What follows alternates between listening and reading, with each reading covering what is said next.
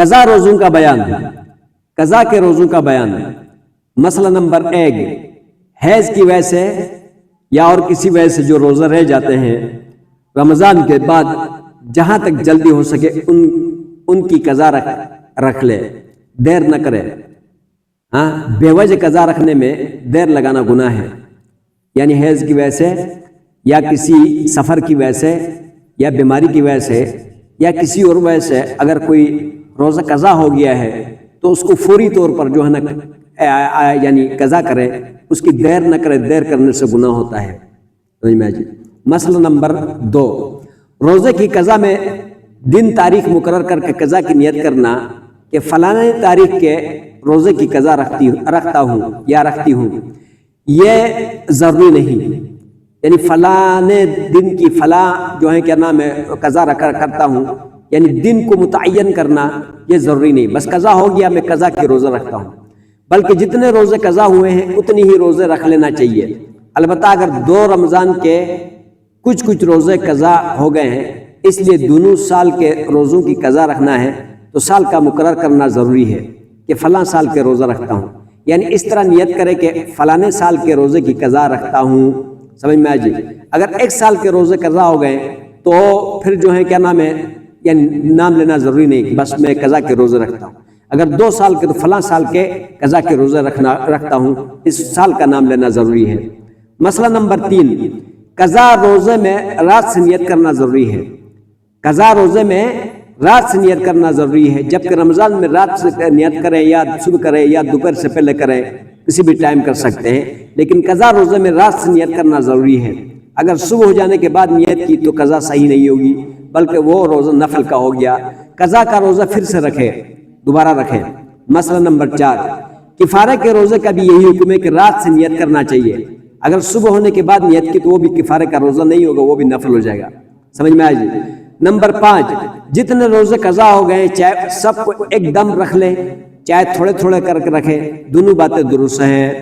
مسئلہ نمبر 6، اگر رمضان کے روزے ابھی قضا نہیں رکھیں، اگر رمضان کے روزے ابھی قضا نہیں رکھیں اور دوسرا رمضان آ گیا تو خیر اب رمضان کے ادا روزے رکھے گا، یعنی رمضان ہی کے روزے رکھے گا اور عید کے بعد قضا رکھے گا، لیکن اتنی دیر کرنا بری بات ہے۔ کیوں برا ہے؟ جو اتنا لمبا ایک رمضان آنے تک وہ قضا ہی نہیں کیا۔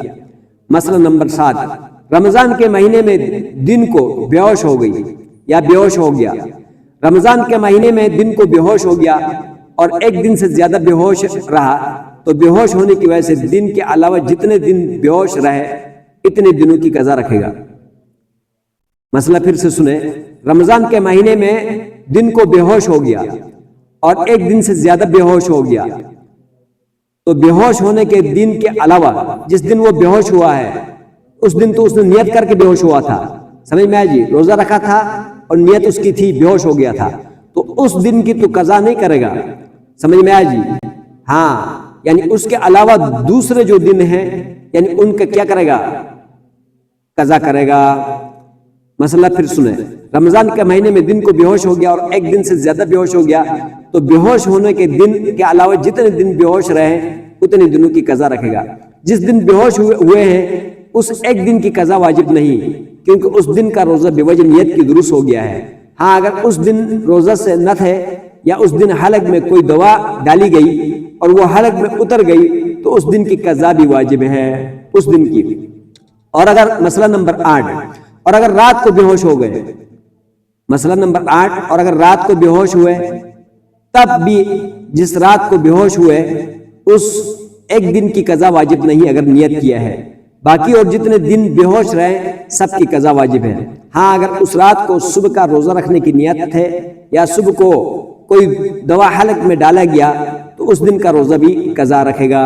مسئلہ نمبر 9، اگر سارے رمضان بھر بے ہوش رہے، اگر سارے رمضان بے ہوش رہے، اگر سارے رمضان بے ہوش رہے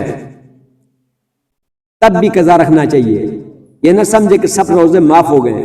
البتہ اگر جنون ہو گیا، پاگل ہو گیا اور پورا رمضان بھر یعنی دیوانگی رہی، بے ہوش ہو یعنی پاگل ہو گیا، پورا رمضان پاگل رہا تو اس رمضان کی کسی روزے کی قضا واجب نہیں۔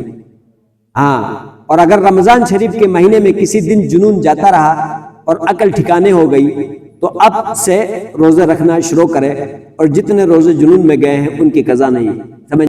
ہاں، یہ مرفوع القلم ہو جاتا ہے، جو آدمی پاگل ہو جاتا ہے وہ مرفوع القلم ہو جاتا ہے، اور اس کی طلاق بھی واقع نہیں ہوتی، اور اس کے اوپر نماز بھی نہیں، روزہ بھی نہیں، اور اس کی قضا بھی نہیں، سمجھ میں؟ بیمار ہو گیا ہے۔